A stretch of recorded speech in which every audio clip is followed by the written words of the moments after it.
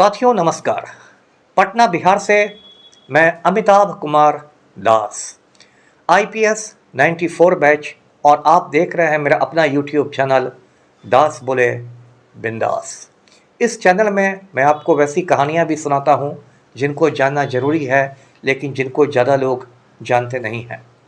आज मैं आपको एक ईमानदार विधायक की कहानी सुनाऊंगा जिनकी हत्या 107 गोलियां मारकर कर दी गई थी।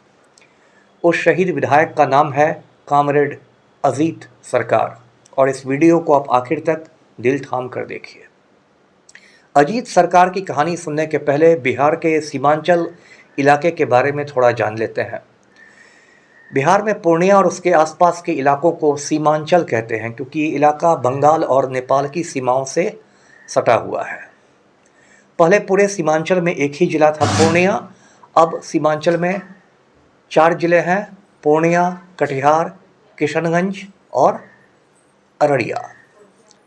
ऐसे तो पूरा बिहार ही गरीब है, लेकिन सीमांचल में हद से ज़्यादा गरीबी है। आपने फणीश्वर नाथ रेणु के उपन्यास मैला आंचल के बारे में सुना होगा। मैला आंचल को हिंदी के महानतम उपन्यासों में से गिना जाता है। हिंदी साहित्य का ये पहला आंचलिक उपन्यास था, और ये जो उपन्यास है मैला आंचल, इसे फणीश्वर नाथ रेणु ने सीमांचल की ही पृष्ठभूमि में लिखा है। इस उपन्यास को हर किसी को पढ़ना चाहिए, क्योंकि इसको पढ़ के आप सीमांचल में एक आम आदमी का संघर्ष, एक आम आदमी की गरीबी को बहुत अच्छी तरह समझ सकते हैं। मैं खुद किशनगंज ज़िले का एसपी रह चुका हूँ, और सीमांचल के गाँव की गरीबी को मैंने बहुत करीब से देखा है। तो इसी सीमांचल के पूर्णिया शहर में एक बंगाली डॉक्टर रहा करते थे, जो होम्योपैथी से लोगों का इलाज किया करते थे। उनका परिवार बहुत शिक्षित था, सुसंस्कृत था। उसी परिवार में सन 1947 में अजीत सरकार का जन्म हुआ। अजीत सरकार पढ़ने लिखने में बहुत तेज़ थे और किताबों में रमे रहते थे। उन्होंने कार्ल मार्क्स की किताबें पढ़ी, लेनिन की किताबें पढ़ी, और बड़े होते होते वे बिल्कुल साम्यवाद के लाल रंग में रंगा गए थे। लोग प्यार से उन्हें अजीत दा कहते हैं।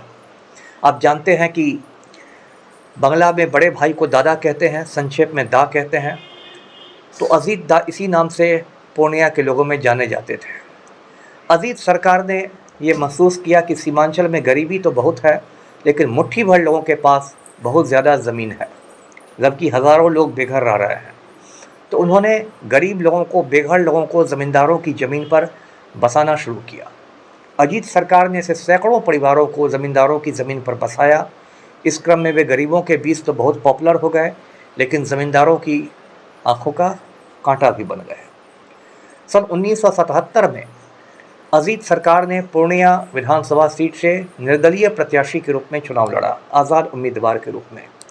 वे तीसरे नंबर पर रहे और उन्हें 12,000 वोट मिले, लेकिन वे सीपीएम की निगाहों में आ गए। सीपीएम यानी भारतीय कम्युनिस्ट पार्टी, मार्क्सवादी। तो अगले चुनाव में यानी 1980 में उन्हें सीपीएम ने अपना प्रत्याशी बनाया, और इस बार वो जीत गए।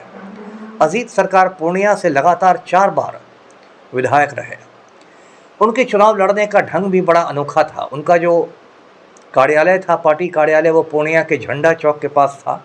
वहाँ अजीत सरकार एक लाल गमछा बिछाकर बैठ जाते थे, सड़क पर बैठ जाते थे, और आने जाने वालों से कहते थे, राहगीरों से, कि इसमें 1-1 रुपये का सिक्का डालते जाओ। 1 रुपया से ज़्यादा वो लोगों से नहीं लेते थे।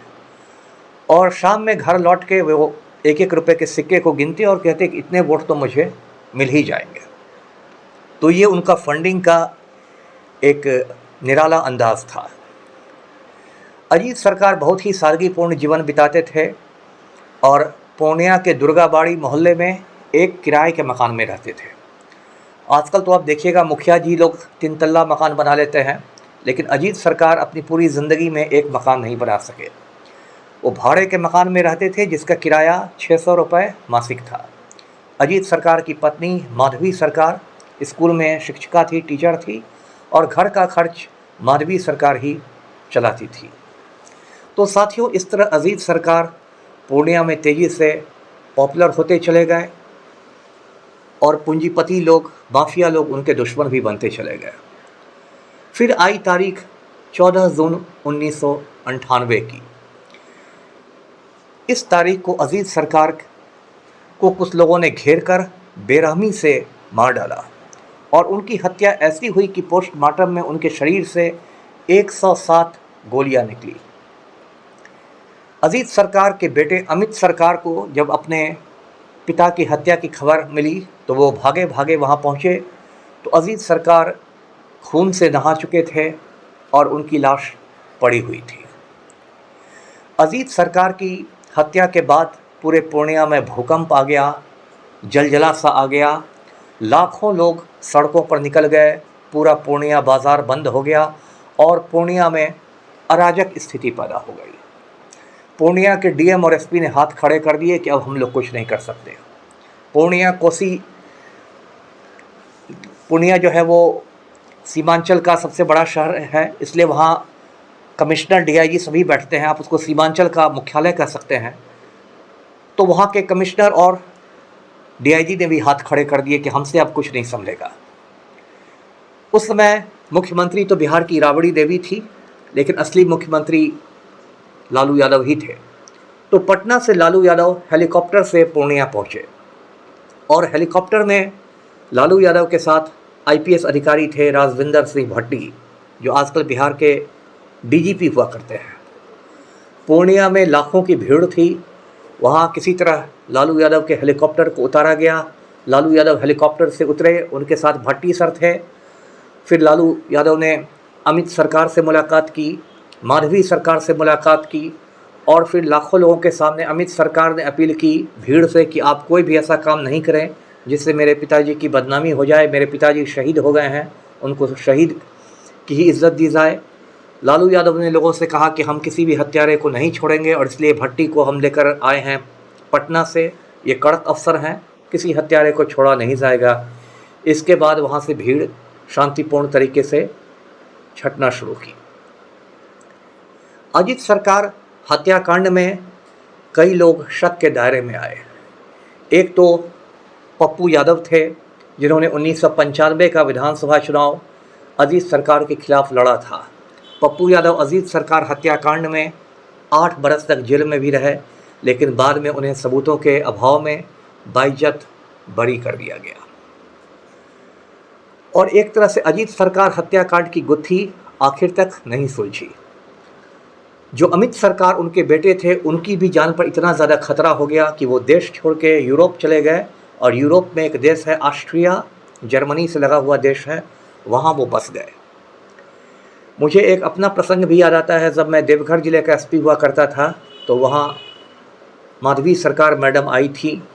मुझे जब उनके बारे में पता चला तो मैंने उनसे जाकर मुलाकात की और काफ़ी देर तक हम लोगों ने अजीत सरकार के बारे में चर्चा की।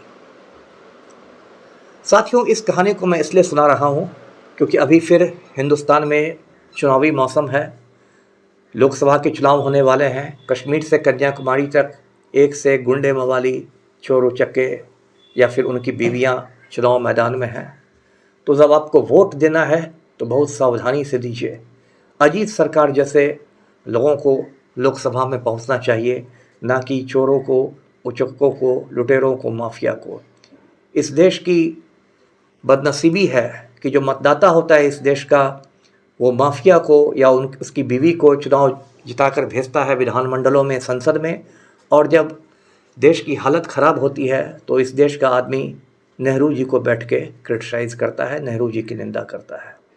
तो इसलिए मैंने अजीत सरकार की कहानी सुनाई। चुनाव आप दें तो अच्छे प्रत्याशी को वोट दें, और कोई अच्छा प्रत्याशी नहीं हो आपके इलाके में तो नोटा बटन दबा दें, लेकिन कभी भी किसी गलत उम्मीदवार को वोट नहीं दें। तो आज का वीडियो यहीं तक। इसको लाइक करें, शेयर करें और मेरे इस चैनल को सब्सक्राइब करें। धन्यवाद। जय हिंद।